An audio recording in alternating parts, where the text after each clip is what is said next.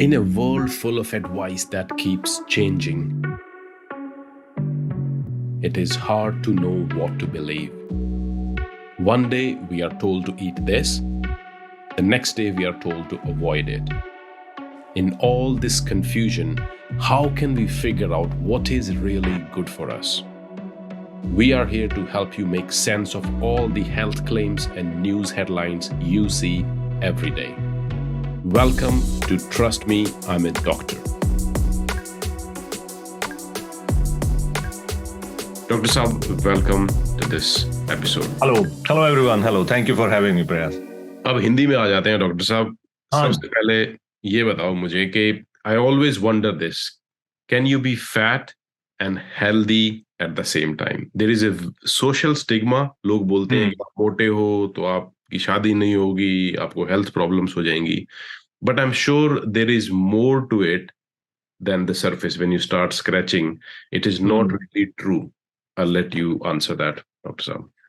हाँ, इसका आंसर थोड़ा लंबा होगा क्योंकि ये थोड़ा कॉम्प्लेक्स इशू है फैट और हेल्थ के रिलेटेड. तो ये कहना कि आप फैटी हो, पहले तो फैट क्या होता है हमें वो भी मालूम करना पड़ता है कि कैसे फैट होता है. हम किसी को देखकर ऐसे बोल दें कि ये तो मोटा है, वो भी गलत होगा. लेकिन अगर टेक्निकली काफी लोगों को मालूम होता है कि एक बीएमआई नाम की कोई चीज, एक तो वेट होता है, एक बीएमआई नाम की कोई चीज होती है जिसमें हाइट और वेट दोनों को लेकर एक नंबर निकाला जाता है और उस नंबर के हिसाब से बोला जाता है कि आप मोटे हो, आप ओवरवेट हो या ओबीस हो, या मतलब आपकी जो है वेट के हिसाब से उसमें आपको डिक्लेयर कर दिया जाता है, आपको लेबल कर दिया जाता है.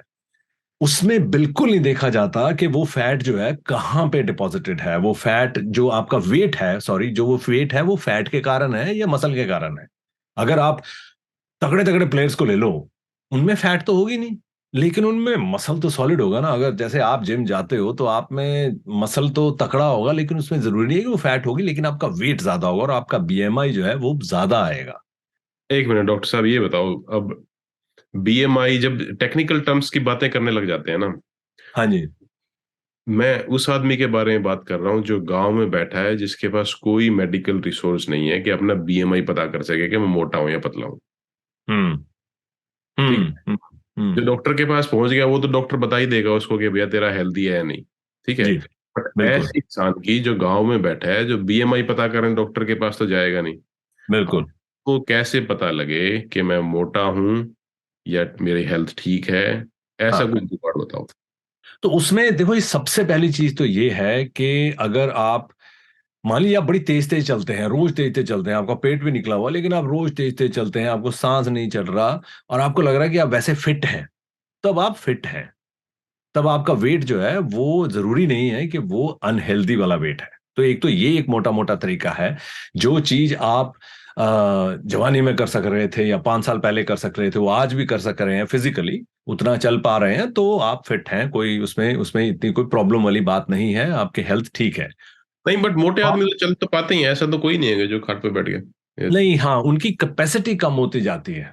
कई लोगों की, वही मैं बता रहा हूँ, ये जो फैट है कहाँ डिपॉजिट है, जो वेट आपका बढ़ा हुआ है वो क्यों बढ़ा हुआ है, मसल के कारण है. जैसे मैं बताने लगा था कि आपको रग्बी प्लेयर्स ये हो गए या पहलवान हो गए, उनके मसल ज्यादा होते हैं, उनका वेट बहुत होगा, लेकिन वो अनहेल्दी वाला वेट नहीं होगा. अगर आपकी जो तोंद है ना, हम्म. तोंद जो है 40 इंच से ऊपर है, हम्म. तब आप दिक्कत में हैं. अच्छा, ये बढ़िया जो बात बताई आपने कि 40 इंच से ऊपर तोंद है तो मतलब आप ओवरवेट क्लियरली हो. हाँ, जो अपना साउथ ईस्ट एशियन, जो अपनी अपनी जो आप कह लो कि कम्युनिटी है, उसमें इसको 37 पे, मेन को 37 पे लाया गया है कि 37 से नीचे आइडियल रहेगी, और अगर उससे ज्यादा है तो आप खतरे की तरफ बढ़ रहे हैं. ठीक है जी, तब चलो. तो सॉरी सॉरी टू इंटरप्ट. पहला हम्म, आपने बता दिया कि 40 से ऊपर अगर आपकी कमर है तो दैट इज फैट. अगर 40 से नीचे है, कोई और भी फैक्टर्स डिफाइन करते हैं मोटापे को, या बस this is the only thing कि टमी पे if you have fat you are fat? मोटा मोटा तो टमी पे ही है. और अच्छा. अगर टमी आपका ज्यादा है देन तब आपके रिस्क जो है वो काफी ज्यादा है, क्योंकि उसमें जो फैट है वो आपके अंदर ऑर्गन्स के अराउंड होने के भी चांसेस ज्यादा होते हैं, वो ज्यादा खतरनाक चीज होती है. हम्म. तो मतलब अगर, हाँ, उसके बाद आती है, इसके इफेक्ट 3 4 अलग अलग हैं. अगर आपके जो हार्ट और लंग्स के ऊपर जो इफेक्ट हैं वो आपके पता लग जाते हैं, आप चल कितना सकते हो. हम्म, आपकी जो चलने की कैपेसिटी है, भागने की कैपेसिटी है, वो कैसी है। हम्म, और आप में जो जो जो क्या बोलूं मैं, वेट के होते हुए भी अगर आप ऑक्सीजन को यूज कर पा रहे हो, जो कि आपके चलने से पता लग जाता है काफी, तो उससे एक इंडिकेशन है कि आप हेल्दी हैं। लेकिन मैं फिर भी कहूंगा कि अगर आपका पेट बढ़ा हुआ है, मोटा मोटा, इससे भी मोटा मोटा, अगर आपका पेट आपकी छाती के साइज से ज्यादा है, तो अब आप गलत साइड, गलत डायरेक्शन में जा रहे हैं। अगर उससे कम है, you are fine, you are sorted, कोई प्रॉब्लम नहीं है। एक मैंने प्रॉब्लम देखी है, कुछ लोग नेचुरली उनका फेस थोड़ा हैवी होता है, बड़ा होता है, और वो नीचे से लीन होते हैं, वो दिखने में हम्म। मोटे लगते हैं, but when you look at their body it's very slim. और हम्म। ऑपोजिट भी है, कुछ लोग बहुत फैट होते हैं but there hmm. Face is so thin, it gives hmm. Them an appearance कि वो स्लिम है। ठीक है। हम्म। बट आई थिंक जो आपने बोला कि बस सब कुछ भूल जाओ, अगर आपके पेट पे मोटापा है तो हाँ, प्रॉब्लम। तो राइट। प्रॉब्लम, और ये हम इंडिया में, और यही हम बहुत बड़ी प्रॉब्लम देख रहे हैं। आप किसी भी बस ट्रेन में चढ़ जाओ, है ना, तो मैं जब जाता हूं तो मुझे तो डर इस बात का लगता है ये तो महामारी लग रही है, क्योंकि पेट बड़े हुए हैं, तोंदे बड़ी हुई हैं, पुलिस वालों की तोंदे बड़ी हुई हैं, जो कि एकदम फिट होने चाहिए थे, है ना। तो वो सबसे बड़ी खतरनाक चीज है कि अगर तोंद बढ़ गई, then we are in trouble. और उसका अदरवाइज। रीजन भी है, आई थिंक उसका रीजन भी है कि ना तो सरकारों ने या हमारे सिस्टम ने ऐसे पार्क बनाए जहां पे लोग, अब मैं मान लो मैं रोहतक का रहने वाला हूँ, मैं रोहतक जाता हूँ, घूमने जाऊं तो जाऊं कहाँ? हम्म। सड़क पे हम्म। चल रहे हैं तो धूल मिट्टी। ठीक है, तो गाड़ी में बैठ के ही जाना पड़ता है सब जगह, हाँ। फटाफट पहुंच जाओ, फटाफट घर आ जाओ, बाहर कुछ घूमने का रहा नहीं है। तो उस ऐसे में लोग क्या कर सकते हैं, मतलब हाँ, हाउ कैन दे कीप? उसमें उसमें प्रयास साहब एक बहुत बड़ी मिथ तो नहीं कहूंगा मैं, एक बहुत बड़ा खुलासा करने वाला हूं कि जब आपका वेट होता है ना, जब आपको वेट लूज करना है, तो उसमें एक्सरसाइज का इतना रोल नहीं है। अच्छा। एक्सरसाइज आपकी वैसे हेल्थ के लिए जरूरी है, लेकिन वेट को मैनेज करने के लिए आपकी डाइट सबसे बड़ा फैक्टर है। अच्छा।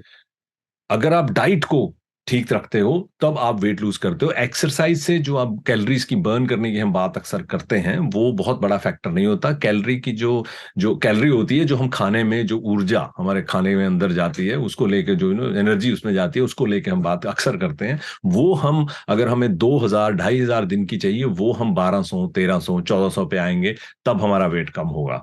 अक्सर इसलिए आप, अगर आपको ध्यान हो, जब हम बीमार होते हैं ना, जब हम्म, कोई बंदा एक महीना, 1 डेढ़ महीना या हफ्ता 2 हफ्ता भी किसी बीमारी से गुजरता है, तो उसका वेट लॉस होना शुरू हो जाता है। हम्म, उसमें अक्सर मेजॉरिटी डाइट का असर होता है। वो क्योंकि चलता तो है ही नहीं, वो बीमारी तो होती है जो बीमारी प्रॉब्लम करती है, लेकिन वो डाइट कम हो जाती है, हम ज्यादा हेल्दी भी खाने लग जाते हैं ऐसी सिचुएशन में, तो हमारा वेट कम होता है। तो बिल्कुल आपने सही बात कही है कि हमें चलना फिरना, एक्सरसाइज बहुत जरूरी है हेल्थ के और बेनिफिट्स के लिए, वो भी, लेकिन वेट लॉस के लिए हमें सबसे जरूरी है डाइट पे ध्यान देना।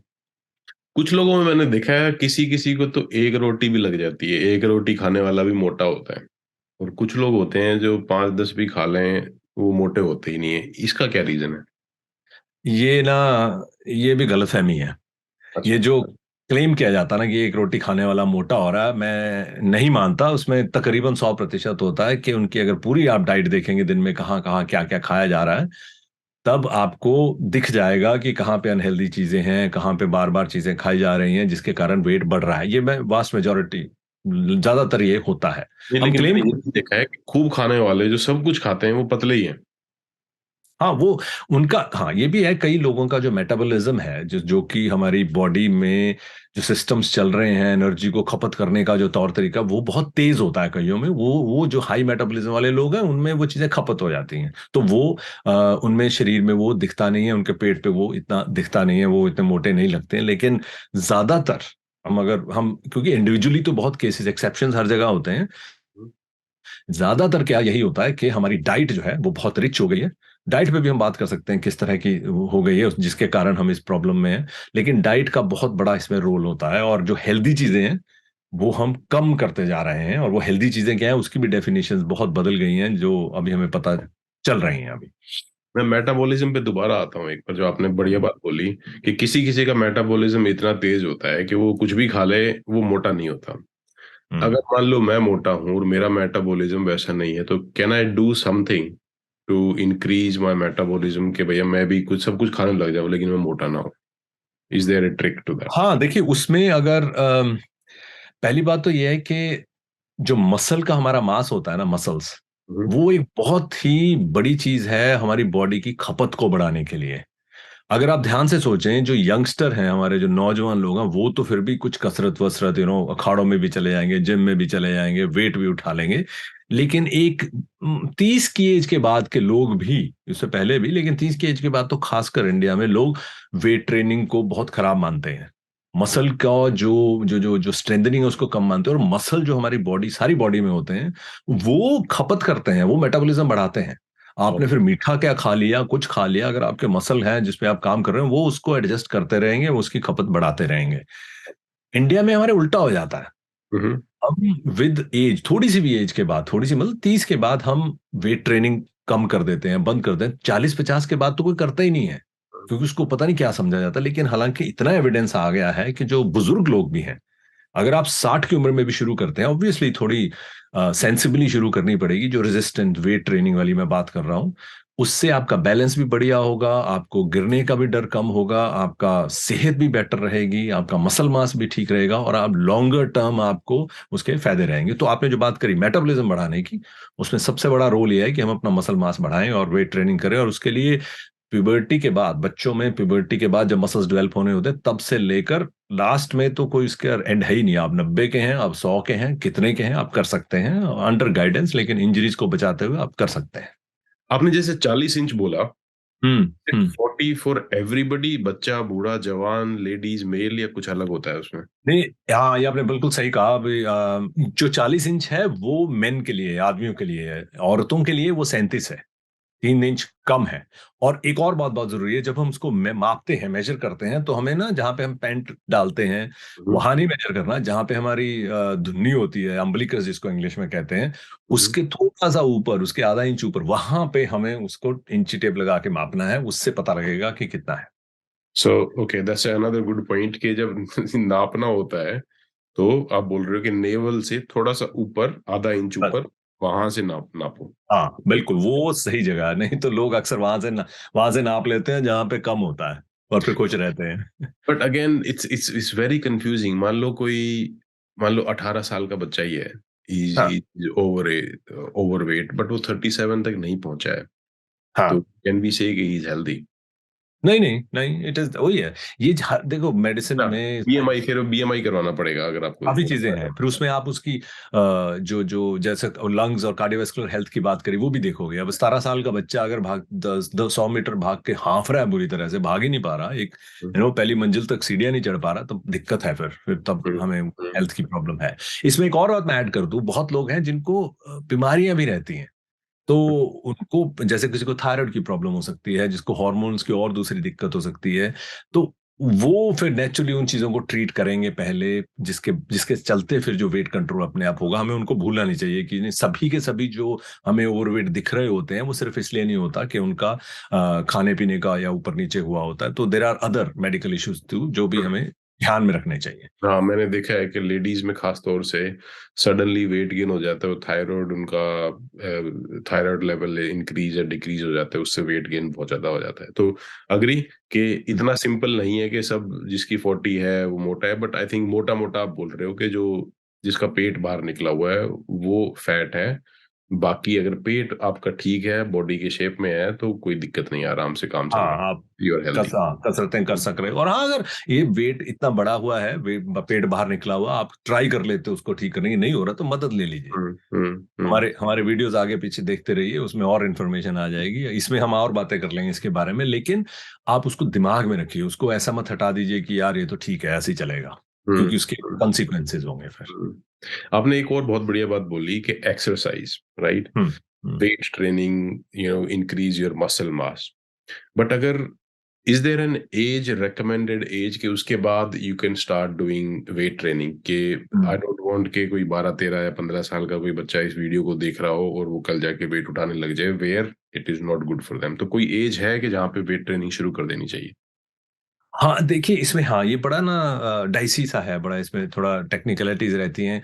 और ये मुझे भी बड़ी दिक्कत थी इस बारे में इन्फॉर्मेशन की कि क्या ऐज है, मिनिमम ऐज है जिससे कि वेट ट्रेनिंग शुरू की जा सकती है, ताकि सेहत भी बने और अगर कोई बच्चे तो खेलते बहुत हैं, उनमें इंजरीज़ ना हो, उसको भी प्रिवेंट किया जा सके। तो मैंने 3-4 दिन पहले ही एक्चुअली कल ही वापस आया हूँ, 3 दिन की हमारी कॉन्फ्रेंस थी एडिनबरा में स्पोर्ट्स और ऑर्थोपेडिक्स की, स्पोर्ट्स मेडिसिन की। तो उसमें एक कैनेडियन साइंटिस्ट हैं, वो इसी चीज़ पे उन्होंने काम किया है।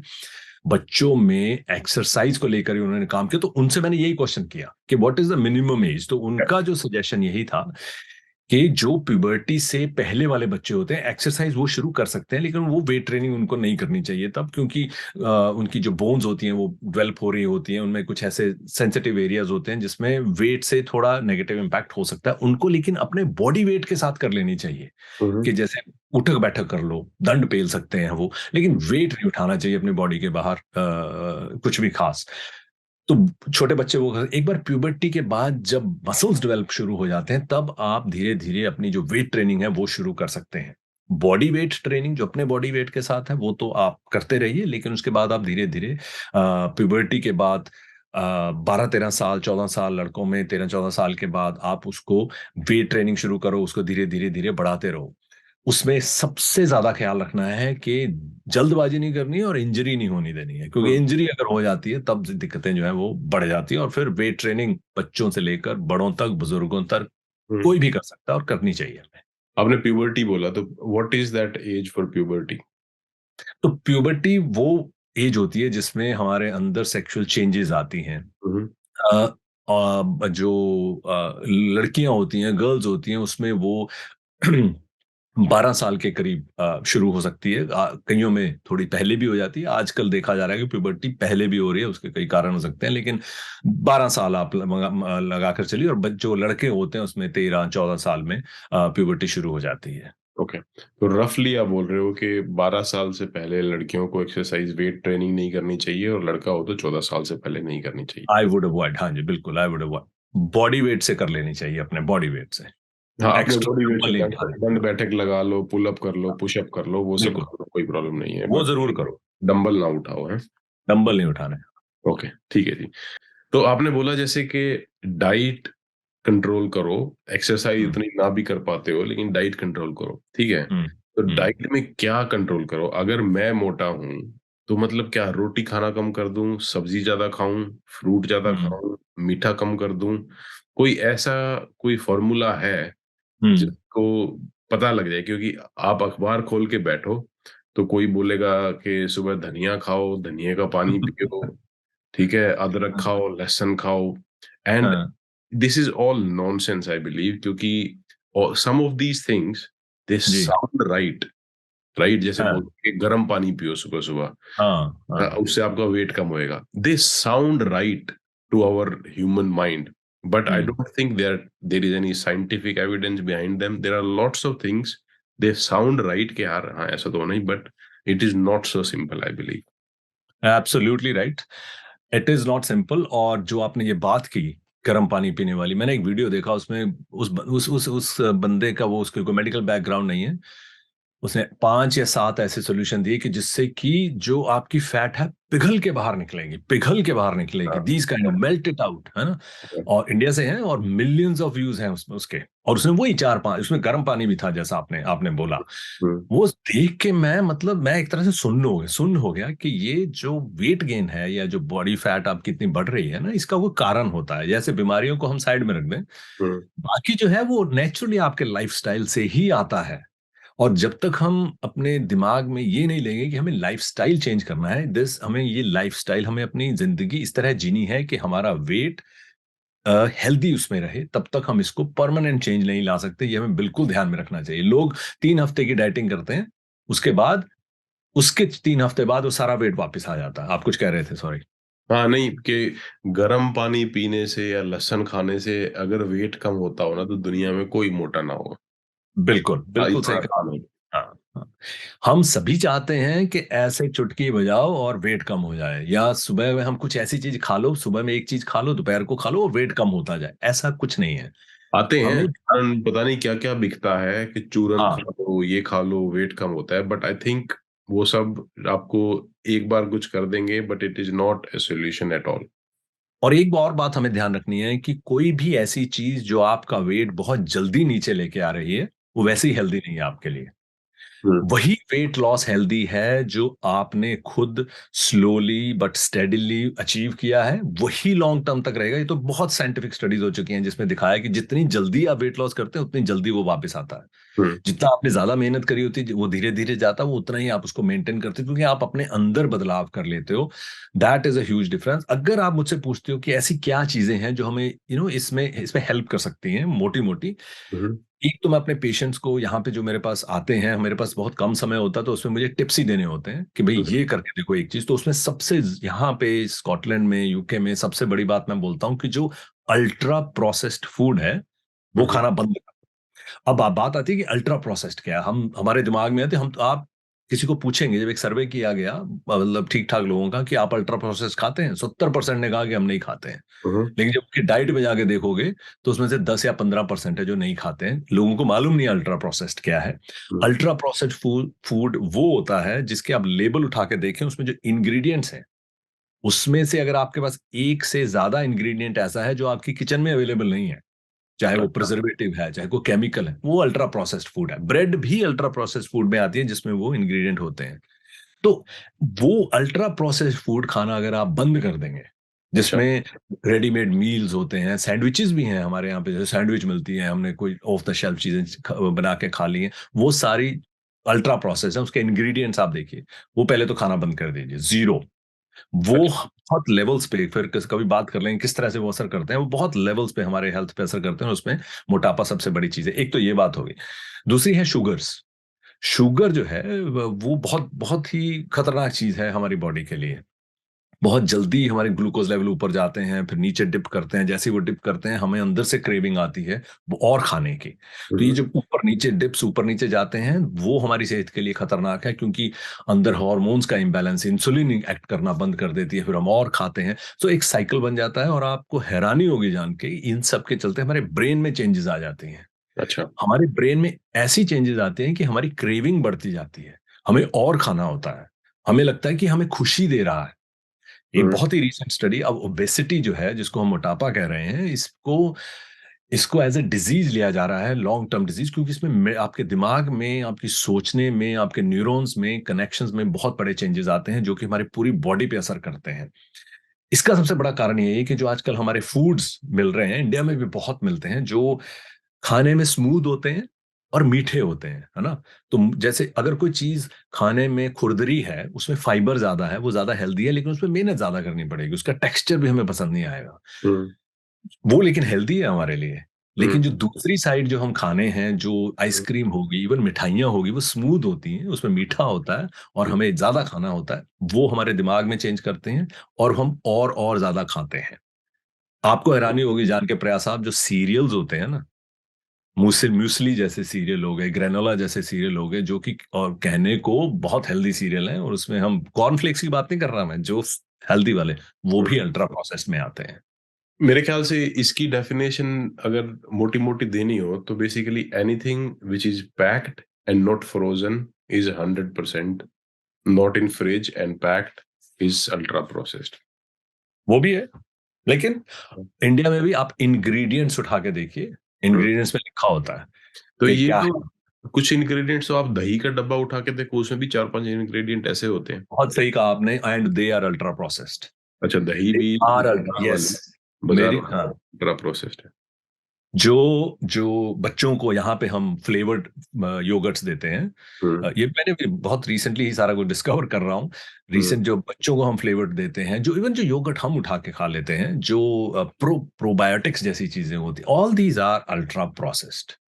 तो वो हमें वो बिल्कुल नहीं खानी चाहिए, और जितनी हम कम से कम कर सकते हैं आप उनको बंद करके देखिए, आपकी सेहत पे आपको हफ्ता नहीं लगेगा, आपके अंदर से चेंजेस आनी शुरू हो जाती हैं, भूख से लेकर खाना पीना, वेट, सब में आपको असर। तो एक तो ये सबसे बड़ी चीज है चेंज करने वाली, है अल्ट्रा प्रोसेस्ड। दूसरा, सुबह में मीठा ब्रेकफास्ट मत कीजिए। वैसे अपने इंडिया में आदत नहीं है, इंडिया में हम नमकीन वाला ही ब्रेकफास्ट करते हैं ज्यादा। That is a very good habit. सुबह में पहले आप नमकीन वाला ब्रेकफास्ट ही कीजिए। That is the best way forward. Cereal वीरियल इस सब के चक्करों में मैंने बहुत खाए हैं, अभी भी कई बार जल्दबाजी में खा लेता हूँ, लेकिन that is not a good अगर आपको वेट कम करना है। एक हम्म, बहुत ही क्विक वाला उसमें है, आप किसी भी खाने से पहले, चाहे आपने अल्ट्रा प्रोसेस चीज भी खानी है, अगर आपको खानी ही है, उससे पहले आप एक बोल भर के, एक प्लेट भर के आप सैलेड का, वेजीज का खाइए। उससे जैसे ही आप जी, उससे भूख मर जाएगी। नहीं नहीं, भूख भाग मरने की बात नहीं है, आप खाएंगे। हम्म, उससे क्या है कि एक तो आपके अंदर फाइबर जाती है, उसके बाद जो भी चीज खाते हैं उससे जो ग्लूकोज की एब्जॉर्प्शन है हम्म, वो कम हो जाती है, वो सस्टेन्ड होती है, पीक्स नहीं आते हैं।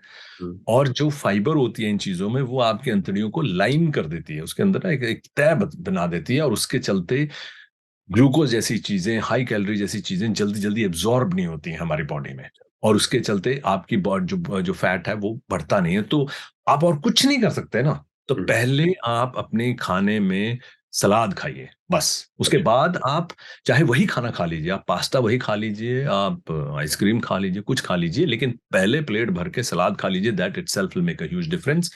एक लास्ट चीज और, इंडिया में सिरका से विनेगर हम काफी पीते हैं, मतलब यूज करते हैं। That is also very good. अच्छा, एक बड़े से ग्लास में 1 चम्मच सिरका डाल के वो किसी खाने के पहले पी लीजिए, वो भी बहुत हेल्प करता है। अच्छा, सिर का। जी, आप इनको मिक्स कर सकते हैं चीजों को जो मैं बात कर रहा हूँ। आपने जैसे सैलेड का बोला कि मतलब सैलेड, तो फिर इस हिसाब से कोई भी खाना खाने से पहले सैलेड खा लेनी चाहिए, यस, वो अच्छा होगा है, आप ये बोल रहे यस, बिल्कुल बिल्कुल, हैं। वो मच बेटर है। वो उसके बाद आप खाइए। रोटी में, रोटी से बंदा फैट नहीं होता, रोटी के ऊपर घी लगाने से फैट होने का हम्म, चांस है। हम्म, रोटी में भी अगर हम फुल जो, अगर हम उसमें खुद पिसवाते हैं आटा और उसमें अलग अलग जो दाने हैं उनको मिक्स कर लेते हैं, दैट इज इवन बेटर। अच्छा, okay. That that is even better. जितना उसमें रफेज रहेगा, जितनी उसमें फाइबर रहेगी, हम्म। रोटी खाइए जितनी मर्जी खाइए, दैट्स गुड। एक और चीज मैंने देखी है, जो जूस होता है, ठीक है, हाँ, पैक्ड जूस, उसको लोग सोचते हैं कि ये तो जूस है, हेल्दी है, बट मेरे हिसाब से, आप डॉक्टर हो, आप बताना, लेकिन मेरे हिसाब से जूस सिर्फ वही है जो फ्रेश निकाल के उसी टाइम पीस के और पिया हो। जो डब्बे में पैक होके आ गया वो जूस नहीं है, सिर्फ सिरप है। आपका कोई न्यूट्रिएंट कुछ नहीं, फायदा सिर्फ मोटा ही करेगा, नुकसान ही बचाएगा आपको। क्या सही है? आप, हाँ, आप कहते हैं ना वो सही पकड़े हैं प्रयास साहब आप, हम्म, लेकिन आप आधी चीज पकड़े हैं मेरे हिसाब से, क्योंकि जूस जो है ना, हम्म, वो देखिए, जो हमारा शरीर है उसको नहीं पता कि जो शुगर है वो कहाँ से आ रही है। हम्म, आपने मीठा चीनी खाई थी या क्या खाया था, अगर अंदर उस लेवल की जा रही है, अनलेस, और अगर हम उसको प्योर जितना कर देंगे, अगर हमने शुगर खा ली है पूरे फ्रूट में, है ना, एक एक एप्पल में चख मार के खा लिया है, वो फिर भी अपने जो उसका नेचुरल एनवायरनमेंट में उसमें हमारे अंदर जा रही है, साथ में फाइबर जा रही है, वो उस शुगर को एब्जॉर्ब करने में मतलब एब्जॉर्ब नहीं होने देगी उतनी। अगर हमने उसका जूस निकाल लिया ना, फाइबर तो जो मलीदा बाहर बचता है ना, वो तो हमने उठा के फेंक दिया, या उसको भी पुन लिया, पुन के जो पिया, वो बेसिकली प्योर शुगर पी लिया हमने। या उसमें टेस्ट एप्पल का था लेकिन प्योर शुगर पी ली है। तो आपको जूस लेना है तो आप फल खाइए, होल फूड खाइए। और जो पैकेट वाली आपने बात की उसका भी मोटा मोटा है, वो तो डेफिनेटली आपने बिल्कुल सही कहा, वो सिरप है। और उसमें बोल देते हैं फ्रॉम नेचुरल एक्सट्रैक्ट, इसमें नो शुगर एडेड भी लिखा होता है। ऑल दोज आर, आपको जब ये चीजें लिखी जानी शुरू हो जाती है ना पैकेट्स के ऊपर, वो एक बहुत बड़ा इंडिकेशन है कि ये गड़बड़ अल्ट्रा प्रोसेस्ड फूड है। हम्म, हम्म, तो कितना कुछ और छुपा। एक और बात है पैकेट्स की, अगर कोई पैकेट आपको महीना, 2 महीना, 3 महीना उसके ऊपर डेट जो है कि तब तक आप यूज कर सकते हो, दैट इट सेल्फ मीन्स कि वो अल्ट्रा प्रोसेस्ड है। आप ही हम्म, बताएं, खाने को हम 3 महीने थोड़ा रख सकते हैं, बिल्कुल, कुछ मैं तो कह रहा हूँ, आप उसमें। संतरे का जूस निकाल के आप रख दो, अगले दिन पी नहीं सकते उसको, फ्रेश अरे संतरा। शाम तक नहीं, किसी भी जूस को नहीं पी सकते, ठीक है। शाम तक नहीं पी सकते अगर गर्मी में है तो।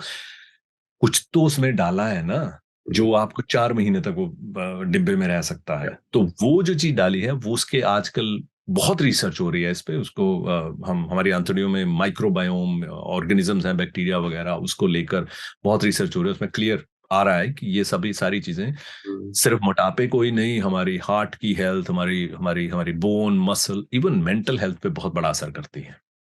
ये सही बोला आपने, जूस से बढ़िया फ्रूट खाओ। हम्म, फ्रूट में आई थिंक मुझे ये लगता है कि जूस पी लिया ना, मान लो वो फ्रेश जूस ही हो, उसमें सारे न्यूट्रिएंट भी हो, लेकिन बॉडी की कंजम्पशन पावर भी होती है, वो सारा यूं का यूं बाहर निकल जाएगा. It cannot absorb it so quickly. First thing, it will absorb sugars, वो प्रॉब्लम है. सिर्फ शुगर एब्जॉर्ब कर लेगी. शुगर प्लस तो करेगा ही ना उसमें है, और उसमें से आपने सारे न्यूट्रिएंट नहीं है उसमें, क्योंकि आपने फाइबर तो निकाल ही दिया, वो तो सामने ही दिख रहा है. yeah, and when you're eating the fruit, it automatically controls the sugar intake. क्योंकि आप जब फ्रूट खा रहे हो तो आपका पेट भर जाएगा, 2-3 से ज्यादा आप सेब नहीं खा सकते. बिल्कुल that is the natural way of closing the supply of sugar. Juice हाँ, तो और उसमें आपने फाइबर भी ली साथ में, उसने फाइबर. भी उसने भी प्रिवेंट कर दिया उस शुगर को एब्जॉर्ब होने में. या तो ये बहुत बड़ी चीज है ये. डॉक्टर साहब, अब बिफोर वी रैप अप, हम्म, ये जो मोटापे की प्रॉब्लम होती है ना, सबसे ज्यादा मेंटली जिन लोगों को इफेक्ट करती है, they are between 20 to 30 years of age, hmm, I believe. Hmm, क्योंकि वो एक एज होती है व्हेन आपका you are trying to be the most attractive in your life, and that is the age when everyone tries to be healthy, fit, looking hmm, good. शादी वादी हम्म. कोई चक्कर होता है उस टाइम पे. तो आप ये मुझे एक आइडियल खाना और उसके आइडियल एक्सरसाइज रूटीन बताओ, जो हम्म. 20 से 30 साल की एज में, कि क्या करे आदमी और क्या खाए जिससे अच्छा, वे उनका वेट कम हो जाए थोड़ा बहुत. पहली बात तो ये कि जो आपने बात की कि इफेक्ट इस एज ग्रुप में करता है ना, उसको मैं थोड़ा डिसएग्री करूंगा. क्योंकि मेरे पास पेशेंट आते हैं, एक 12 साल का बच्चा भी है, 15-16 साल का भी है, जो कि मोटापा है और उसको उसकी मेंटल हेल्थ प्रॉब्लम्स हैं. उसको आए दिन उसको इन्फेक्शन, बीमारियां, ये सब होता रहता है. उसकी पढ़ाई सफर कर रही है, मतलब काफी काफी चीजें में कॉम्प्रोमाइज्ड है. उसके जो घर वाले हैं वो एंग्जाइटी में भरे हुए हैं. हम्म, उसकी क्या डेवलपमेंट हो रही है, तो वहां से शुरू हो जाता है. और आप देखेंगे कि पता नहीं आपको याद है कि नहीं, लेकिन अगर आपको स्कूल में पीछे देखें, जो बच्चे अगर स्कूल एज में ओबीस थे, वो rest of the life obese ही रहते हैं. हम्म, उनकी जो ओबेसिटी का जो प्रॉब्लम है, वो यूं की यूं चलती रहती है, that goes on through out their life. तो ये बहुत ही लॉन्ग टर्म प्रॉब्लम है. और इसकी प्रॉब्लम हर एज ग्रुप में अलग अलग है. 20-30 में है जो आपने गिनाई, वो बिल्कुल है. जैसे ही आप 40 क्रॉस करते हो, बहुत चीजें असर दिखने शुरू हो जाते हैं. बोन से लेकर हार्ट से लेकर सब चीजों में जॉइंट दुखने लग जाते हैं वेट के कारण. सो दे कीप ऑन गोइंग. तो इट इज समथिंग जो हमें बिल्कुल, मतलब बहुत सीरियसली एड्रेस करनी है. और ये एक बीमारी है. ओबेसिटी एक सिर्फ लाइफस्टाइल ही नहीं है. लाइफस्टाइल इसको हमें हेल्प करता है. एक स्टेज के बाद ये, जैसा मैं पहले आपको एड्रेस कर रहा था, मैं आता हूँ खाने के ऊपर, सॉरी, ये मैं थोड़ा राउंड, थोड़ा नहीं पूरा नहीं. आंसर देना चाह रहा हूँ. ये कि जैसा मैं पहले कह रहा था कि जैसे जैसे आप खाना खाते हैं, जिस तरह का खाना खाते हैं, वो दिमाग में चेंजेस करता है. और एक स्टेज आते हैं उसके बाद आपको ये चीजें नॉर्मलाइज हो जाती हैं. एंड जैसे हम बिना दवाइयों के कई चीजों को ठीक नहीं कर पाते, ओबेसिटी फिर उस स्टेज पर पहुंच जाती है कि जब हमें इंटरवेंशन करनी पड़ती है. इसको एज ए बहुत कॉम्प्लेक्स बीमारी की तरह अब देखा जा रहा है रिसर्च सर्कल्स में. अब जो यूके में, यूएस में इसके ट्रीटमेंट्स, इसकी नई नई दवाएं जो है वो आई. एक दवा आ रही है मार्केट में, जो आप जब तक लेते रहते हैं, आपका जो वेट है कॉन्स्टेंटली कम होता जा रहा है. तो हाँ, ये जिस तरह जैसे हम डायबिटीज की खाते हैं तो शुगर लेवल को कंट्रोल करने के लिए, ऐसी वेट को कम करने के लिए वो आपके ब्रेन में भी चेंजेस धीरे धीरे ठीक करता है. लेकिन अगर जैसे आप छोड़ते हो, पुरानी चेंजेस टेक ओवर कर लेती हैं, तो it is a very complex thing. जो लोग इससे स्ट्रगल कर रहे हैं, जिनका बीएमआई, जिनका वेट बहुत ज्यादा है, वो ऐसा ना सोचें कि उनका कसूर है. ये हम्म. ना सोचे कि कि वो कुछ चीज कमी कर रहे हैं. और जो लोग दूसरों को पॉइंट आउट करते हैं कि यार तू चलता क्यों नहीं है, तू ज्यादा खाता बहुत है, ये है वो है, they should just stop that nonsense. ठीक है जी. लोगों को मतलब हमें हेल्प करनी है. उनको जो जिनको हेल्प हेल्प चाहिए, दवाएं भी हैं और बहुत चीजें भी हैं जो जो इसमें हेल्प कर सकती हैं. अगर हम पॉपुलेशन बेस पे करें, जो जैसे आप बात कर रहे थे, तो 3-4 चीजें मोटी मोटी हैं. एक तो ये है कि जब आपने, हर बंदे का जो मेटाबॉलिज्म है वो डिफरेंट है. किसी की शुगर की स्पाइक जो होती है वो रोटी खाने से ज्यादा हो जाती है, किसी की चावल खाने से ज्यादा होती है, किसी किसी चीज से होती है. अब ऐसी ऐसी चीजें आ गई हैं जो अपनी बाजू पे लगा सकते हो, 2 दिन के लिए लगाओ, और आप जो खा रहे हो उसके अकॉर्डिंगली आपको स्पाइक्स पता लग जाती हैं. और आप फिर उससे पता लग जाता है कि आपकी डाइट में ये चीजें आपको सूट नहीं करती हैं. आपको वो खानी बंद कर सकते हो, कम कर सकते हो, या उसके अराउंड, जैसे मैंने कहा, पहले वेजिटेबल्स खा ली, पहले सिरके वाला वो पी लिया, शुगर्स बंद कर दी. ऐसे स्टेप्स कर लिए तो आपको दिखेगा कि आपका जो वेट है वो कंट्रोल में हो रहा है। तो वो जो चीजें हैं वो आपको कई बार अंदर से फील भी आता है कि ये मुझे ठीक नहीं लग रही है, तो आप वो बंद कर सकते हो खाना। तली जो हम स्टैंडर्ड एडवाइस देते हैं, तली हुई चीजें खाना, जल्दी में खाना, स्ट्रेस में रहना, all these things are very standard, वो एक्चुअली काम करती हैं। तो सब्जी रोटी खाना ठीक है घर की, बिल्कुल ठीक है कोई उसमें। प्रॉब्लम हाँ बिल्कुल ठीक है, सब्जी रोटी। नहीं, घी लगा के, पराठों घी पे लगा घी के ना लो। लगाया जाए, ना ना, पराठों पे जितना कम से कम घी लगे, पराठा खा लो, बिना घी का खा लो, हम्म वो बेटर है। लेकिन हमारी डाइट में सबसे बड़ी दिक्कत ये है कि जो हम सब्जी रोटी खाते हैं, सब्जी का हम मलीदा ही बना देते हैं। इतना उसको स्वाद हम देते हैं, इतना छौंक वो तड़का से। एग्जैक्टली या, हम्म और हम वही गिनती की 5 4 7 प्लांट्स खाते हैं हमेशा। हम्म इसमें जरूरी ये है कि आप वेरिड प्लांट बेस्ड डाइट खाएं। जितना अलग अलग खाएंगे चीजें, सेम नहीं खानी है, कच्चियां भी खा सकते हो, पकी हुई भी खा सकते हो, फ्रूट भी खा सकते हो। प्लांट बेस्ड जितना ज्यादा खाएंगे वो हमारी अंतड़ियों के लिए बहुत बढ़िया है। That there's a lot of evidence which is building up now। अगले 5 7 साल में आप ये माइक्रोबायोम जैसी चीजें बहुत सुनोगे, हम्म और ट्रीटमेंट एस्पेक्ट से सुनोगे, मेंटल हेल्थ के ट्रीटमेंट के लिए सुनोगे आप, कार्डियो अपने हार्ट की हेल्थ के लिए सुनोगे, ये सब चीजें। वेरिड डाइट जितनी खानी है, आपको नहीं भी अच्छी लगती, दूसरे देशों से हैं वो भी खाइए आप, तो ये बहुत जरूरी है। Activity is very very very important.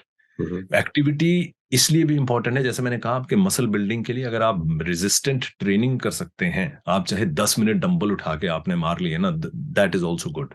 हफ्ते में 3 4 बार कर लिया घर में, that is brilliant. Okay muscles को स्टिमुलेट करना, क्योंकि वो फिर आपके खाने की कंजम्पशन को बढ़ा देते हैं, मतलब खाने को यूटिलाइजेशन को बढ़ा देते हैं, शुगर कंट्रोल बढ़ा देते हैं, तो दैट इज वेरी इंपॉर्टेंट।